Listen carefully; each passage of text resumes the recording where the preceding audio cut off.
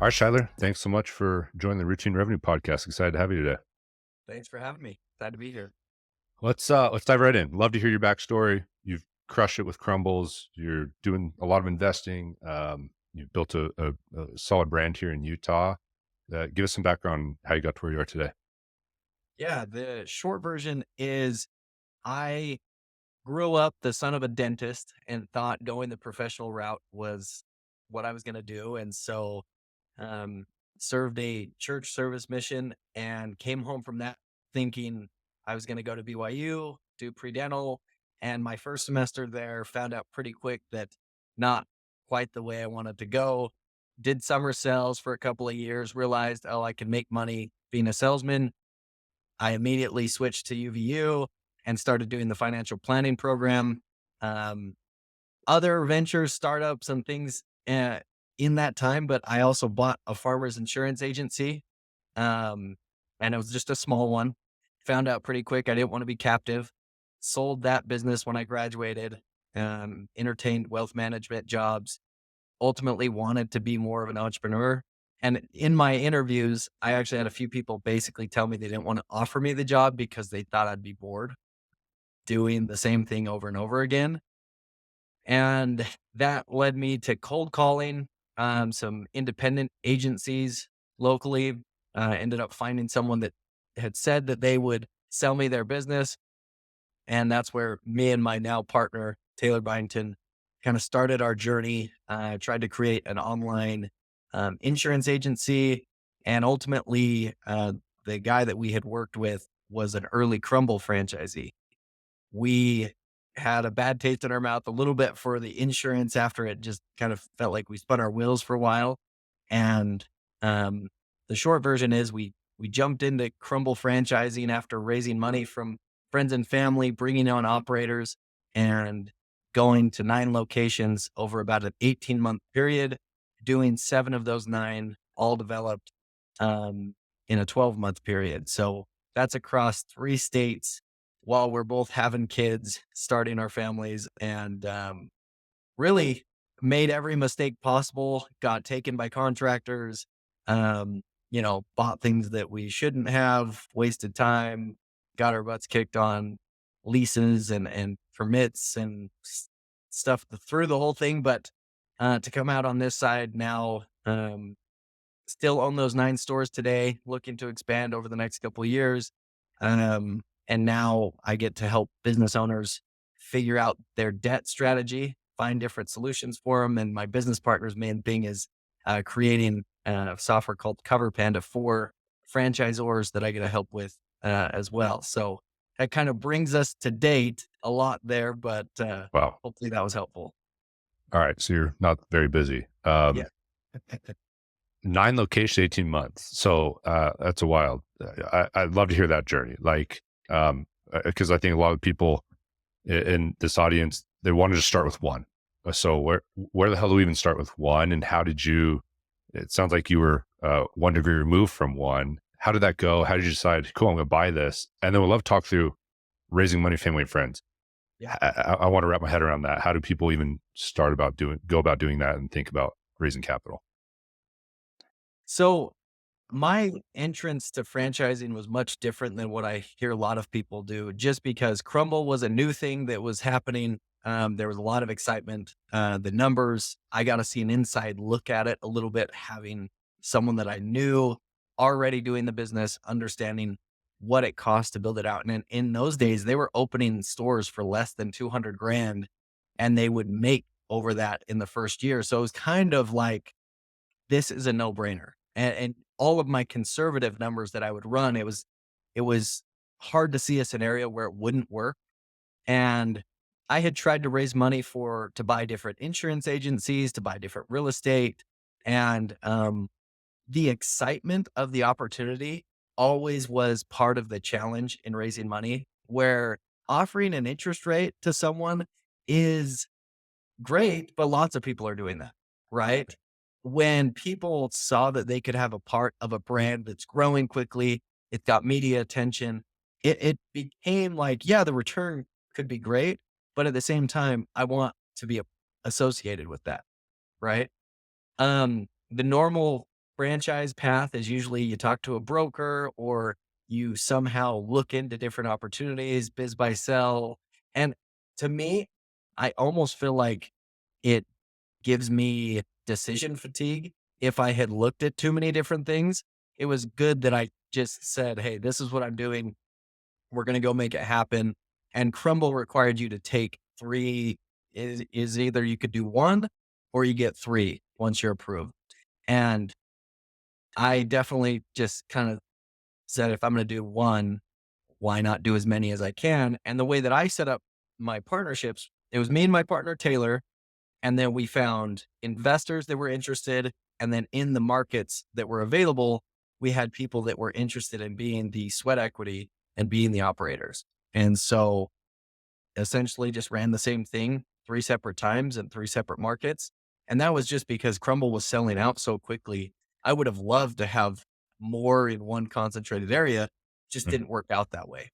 And we had more investors than we could actually help coming to us once it started going and saying like, I want to be involved. And yeah, I mean, it just kind of snowballed. And once we opened those 9 stores, we got the last one opened. Um, I think it was end of 22 where the market just started dropping. I'll never forget even last year in October, we saw a 20% drop, then a 20% drop, and then another 20% drop. And it was kind of like, I've got everything in on this opportunity, not only just years of my life that I gave up, but my, wife is having a baby. We're doing all these things. I don't have work. I haven't told too many people this. And, um, so your podcast will be the first, but I actually applied and got 2, if not 3 separate SDR position jobs while I was trying to do this because I was so stressed about money. And because it's one thing to open them, but I was already seeing the sales drop and be like, I'm opening these and I might need to just go make money just to be able to put money back in. And because the investors were like, hey, we've already put in more money than we had anticipated. We're going to need you guys to start showing some skin in the game on the dollars side rather than just time and effort. And so, yeah, I mean, I literally remember accepting a job at CB Insights, which is a super cool company. But I'm like doing training in this garbage hotel as we're about to open a store and just basically telling the lady, like, I'm sorry, I actually don't have time for this. This is too stressful. I can't do it. And like quitting. I was like, just don't even pay me. I like, sorry, essentially. And so, yeah, I mean, we jumped all in the and just, hoped for the best, and luckily, it has worked out. Um, I wouldn't recommend that same strategy to everyone. That's wild. Very validating. Yeah. I feel it. I feel it. I haven't applied for any jobs, but I I know the feeling very much so. Um, so okay, God, you went from 0 to 9 stores in such fast time. I mean, how the hell do you do that? Like, it seems like an insurmountable amount of work for 2 partners. Like, I'd love to understand just that process in general. And we didn't either, right? No one, I don't think, does when you start, but I remember showing up to the first location that we looked at with a commercial broker.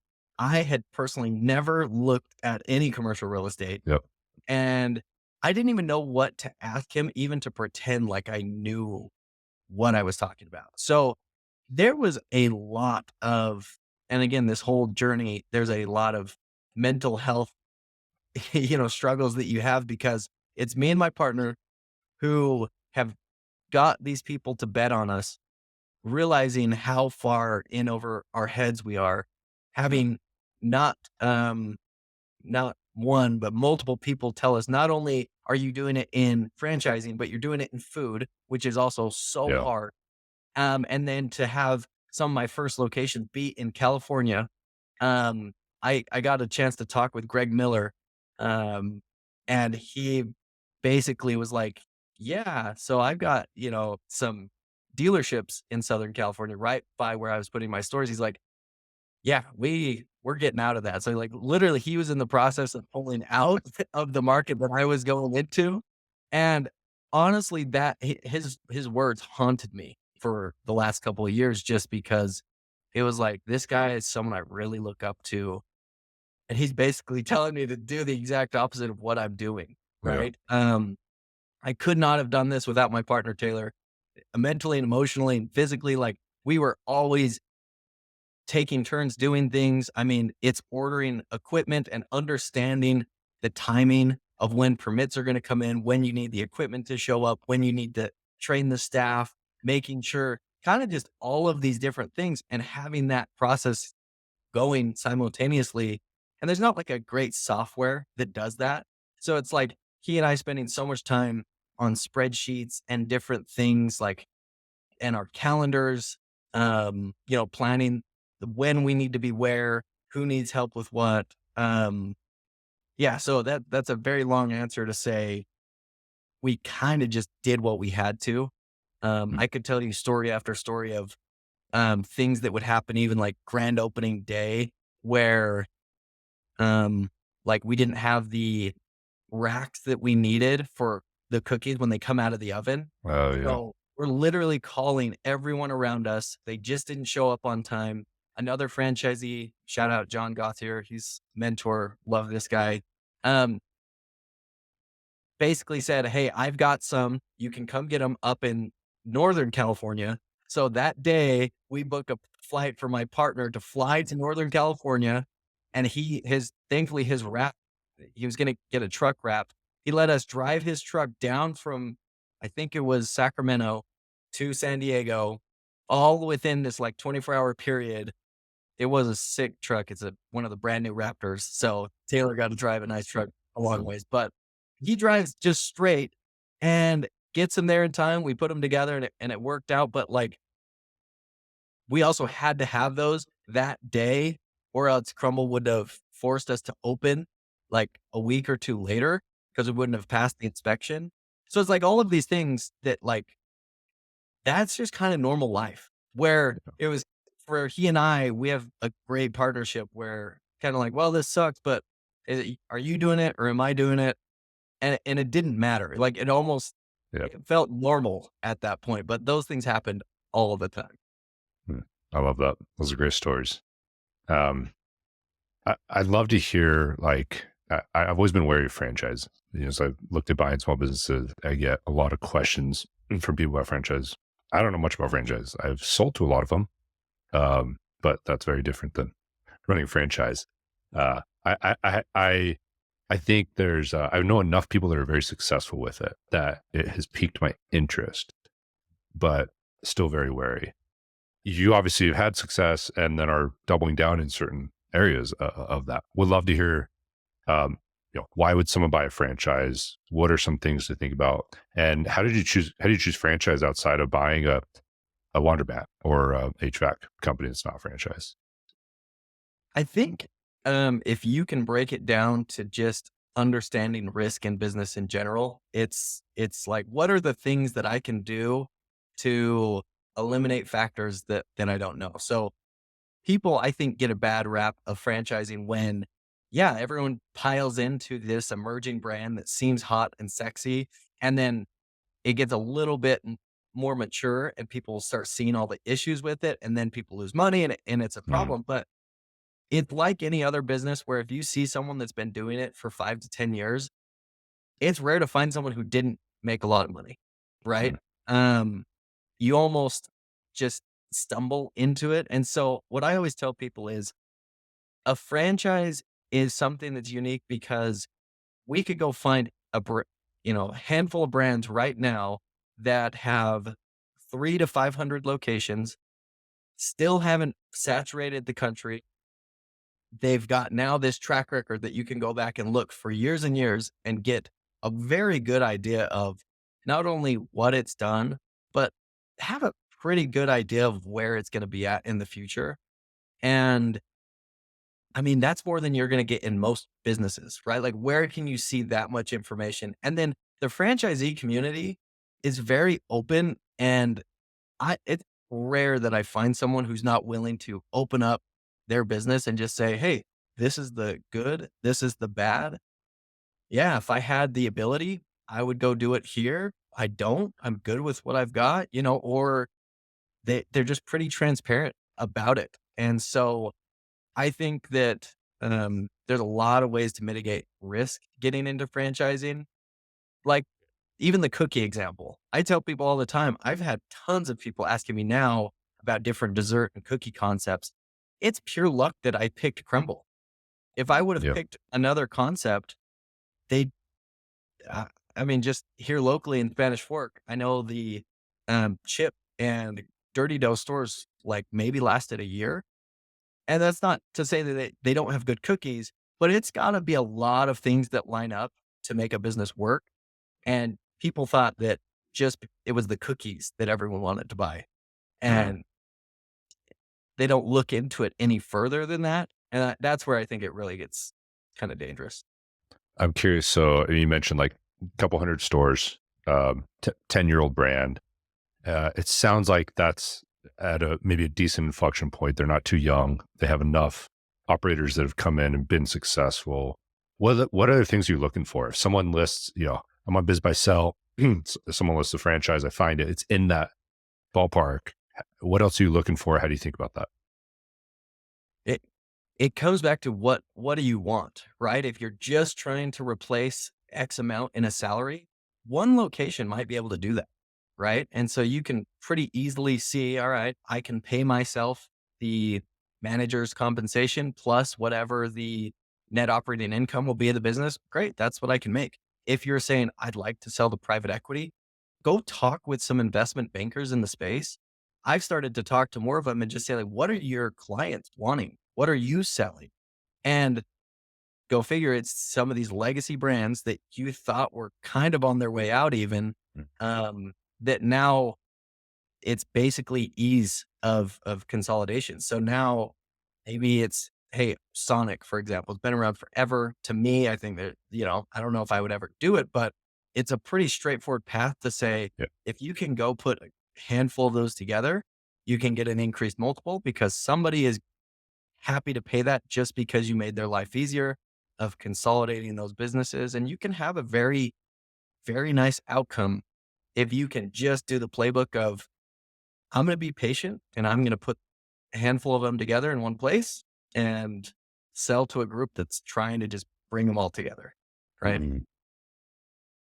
Um, yeah, it's interesting. It seems like the play in franchises you could get to even smaller than where you're at, and it opens up your doors on so many options from a liquidity standpoint.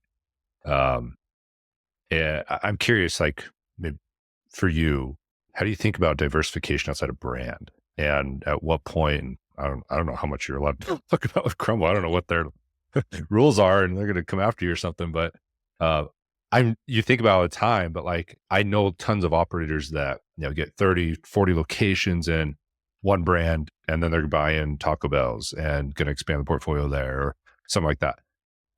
How does that work? And like, how do you think about that? That's the big question because, you put a lot of time into it and learning it at the beginning is always the learning curve that you're trying to, get through quickly. But y- the due diligence to do that is, I think Taco Bell is a great example. I don't know too many people that just have one or two locations. Yeah. It's kind of like it works.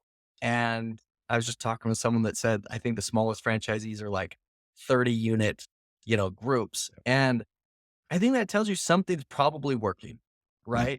right? People, when they get to that scale, they kind of now get categorized in a REIT type Mm. um, of cash flow where people are just like, no, it's consistent. We know what we're going to get. They're not going Mm. for home runs. I think for the audience here, like if you're in tech and you're looking to get out and you're looking at that sexy new emerging brand that's got crazy AUV and like you're going to make 600 grand right out the gate, you could do that and it might work, but the chances that it goes to zero are also so much higher. It's just like stocks, Yeah. right? Yeah. Like it's kind of like, do you want to play in penny stocks? Yeah, you can make a lot of money, but there's a lot of luck that I think goes into it Yeah. where you feel more established, and it's also way easier from a debt perspective. You come to me and you've got some backing. So to get something funded, choose a proven brand. If you don't have credibility, lean on someone with credibility. So come to Mm. me, come to somebody that's got franchises. Hey, I'll go do the work. Let me use your credibility so I can get the loan.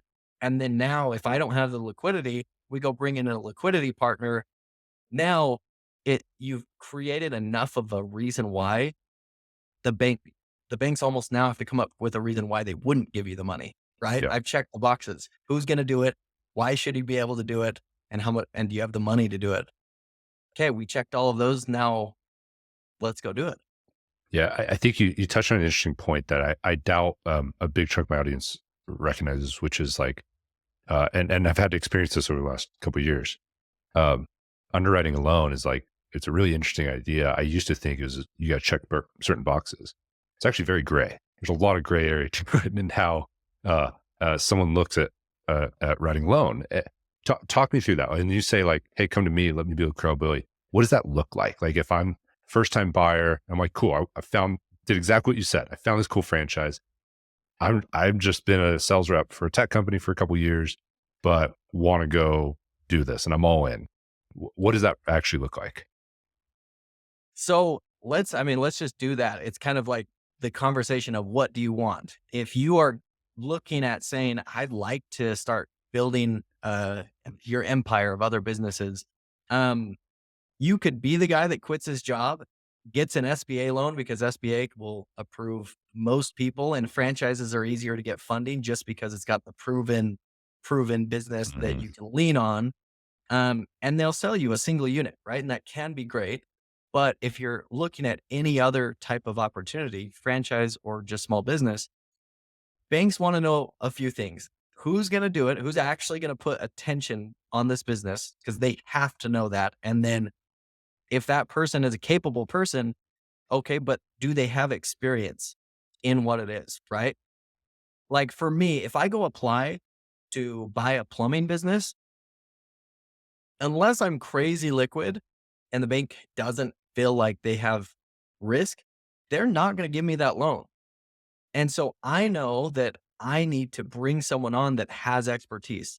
So, for example, in the franchising space, there are multiple banks that I use that if you have existing franchise units and you can show your experience, we can go get SBA like terms that will just collateralize the units that you buy. And then you're avoiding all of the lien on your personal real estate. But Yep. it's just because that credibility is so big. And now the last part that they need you to check is, do you have 20% liquidity that you can put down? Doesn't mean you're going to have to do that, but they'd love to see that. And more ideally, they'd love to see 30%. So it's like Mm. put 20% down, have 10% in reserves.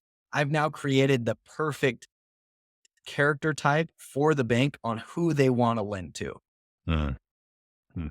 And that means I would come to you and say, hey, come be a partner, Yeah. give you equity or something, right? How would you structure that?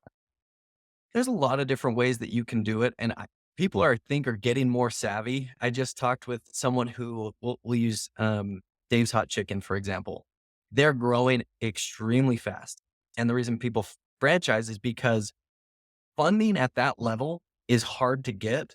Where yeah, things are working, but when someone does a franchise model, you now have all of these different individuals that can go get leverage Yeah. individually, right? And so that's the reason people franchise. I know Alex Hormozy and some other people say like, why would you ever franchise? Well, you can go much faster and you have people that have skin in the game. So as long as you vet these people correctly, it should work. But Mm. um, the credibility piece on how I would structure that. I've had two conversations just in the past couple weeks where someone has an opportunity. So let's use Crumbl, for example.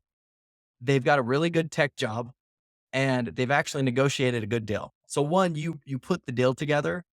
Two, what people don't realize is you have to get approved by the franchisor to buy the business, Mm. right? So just because you put a deal together, they might say, why would I let you buy this? You don't know what you're Mhm. doing, right? Mhm. So then in that case, don't just give up on the deal, give up some percentage. So in this scenario, the exact scenario we did was I said, go find somebody with credibility, give them, and ideally someone that could actually help you operate it, 30 to 50% of the business, then go find somebody else that can take 20 to 30% to give you the down payment that you would need for it. And then you retain whatever's left. And if you can pull some levers and show that you can actually provide more value, ratchet that up and get yourself as much as you can.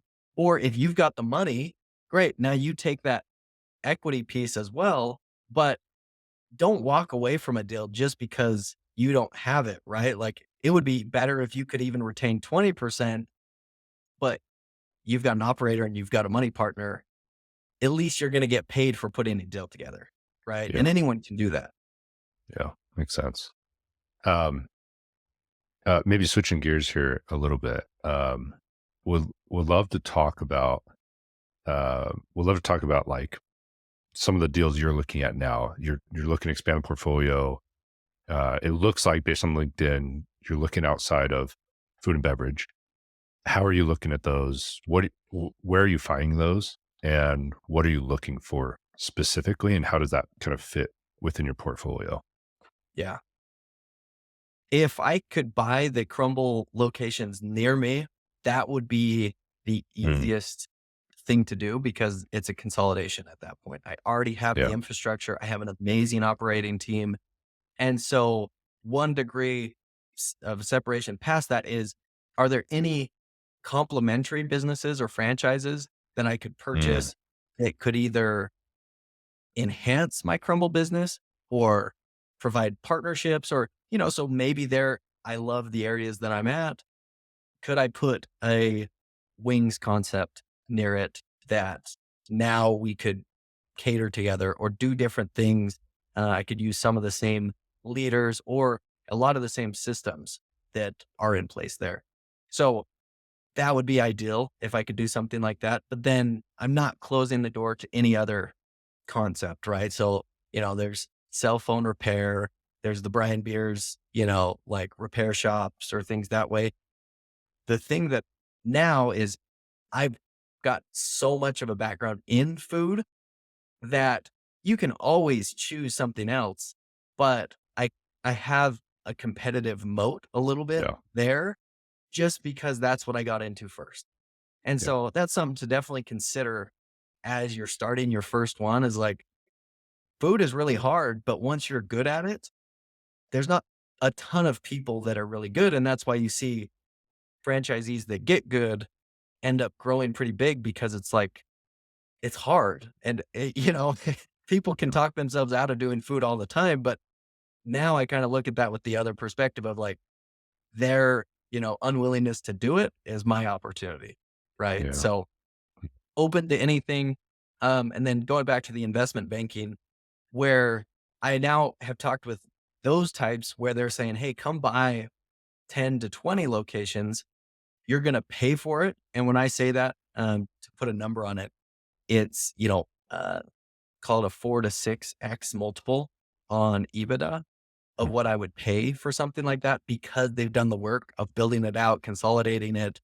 And then at that point, what you're trying to do is drive more profitability or add some more stores into that um, to then, grow the EBITDA, which y- you have to get much bigger to then get that increased multiple. So mm, yeah, I mean, a lot of different things mm. I'm considering right now. Yeah. Um, how does real estate play into this? I know it seems to be a direction a lot of big food and beverage operators go. They scale and then they start building in real estate in the portfolio, which makes a lot of sense as well. It's what's your focus, right? Mm, I had the same thought and said, okay, let's buy the real estate and put units in it. And the reality is I get such a higher return on my cash or my investors' cash owning the business mhm. than on the real estate. And so it makes me go way slower. And everyone knows right now, money is the limiting factor, right now. There's no limit to opportunities in this market. It's who can put the money together. And so if I go have my investors put money up for real estate, that now limits the amount of locations I could do because Mm. it really, you run out of cash. Um, and so I think that there's some balance there. I haven't figured it out. And I've heard of some groups that will raise money for the franchises and then they'll have a secondary fund that would be the ones that purchase the real estate and develop it. But the development of real estate also takes so much longer than you want Mm. that it's a timing thing. Mm. Interesting. Um, yeah, it's interesting. I feel like everyone that I know in this space ends up going that direction. But to your point, like, I'm curious, like on that same note, you talk about who can put the money together. Um, what is, we talked a little bit about that, but like, what does that process even look like for someone starting out, ambitious, they're hungry, they want to go figure it out, but they don't have 500K of liquid capital just laying around. Like, where the hell do I even start to do that? I initially put in $0 to Crumble to start. So that's what I always tell people is like, So you're like the guy on Instagram that buys a business for zero down. essentially I was. I didn't Uh, have any money. The businesses had not worked out that I had been doing. Um, And so later on, I actually did have to put money in as things were struggling and we went over budget and all these different things. That wasn't even really cash that I had. I got a HELOC on my home and put 45 grand in. So it's kind of like I took debt to even just like yeah, show skin in the game, which is a lot of skin because it was like, no, I really will lose my house if I can't figure this out. yeah. And so that's why money from the person that's willing to put together the opportunity should never be the limiting factor. But you have to go find people that have the ability to do it. Right. And on a franchise, so let's do rough numbers. At Crumbl costs about 500 grand to open. The bank will want about 20% of money down, or in they'll want an equity injection, which just means they'll want to see you put that amount of money, let's say 100 grand into the project yourself, and then they'll count that towards your down payment. So for example, we would pay the first payment to the contractor, which would be called 100 grand. We'd pay for signage and a few other things that would add up to be whatever that 20% was. Right. And that's what we would give the investor their equity on. Um, I could have structured things so much better, but to get Mhm. started, it was just, I was excited to go. So I actually gave my investors an interest rate on their money plus equity, a Oh, interesting. very uh, generous equity stake. And, but I will always be grateful for those people that took a chance on me because I was an unproven operator. So I tell people all the time now, one location will not make you rich, but it can really ruin things for you and kill momentum. So just try to get that first one under your belt. You're going to learn so much and figure out a lot that um, it would work. So knowing what I know now is I would either do a fund if I was going to do a bunch of them, maybe, or a special purpose vehicle, um, which I didn't know about that as I was getting Mhm. started, or else I would have pulled my capital in some business like that. So that, yeah, essentially, if I was just getting started, go to your friends and family, find a concept that people can get behind. They kind of will say, "Hey, yeah, if you can figure this out, I'll put down the down payment," and then um, either you be the operator or bring on someone that will do it. But where would you suggest people go to learn more about, like, how do you form a fund or an SPV, like a special purpose vehicle, right? Like, where would someone start? Say like, okay, I'm going to go raise a small fund. I mean, I think Bridger Pennington stuff is probably the best Mm. place for like the layman to go get started. Most of that stuff is on YouTube. There's plenty of places where you can do that. I would say if you're already familiar in the business world and you're just learning that, yeah, go pay the money, have someone help you and just go quickly.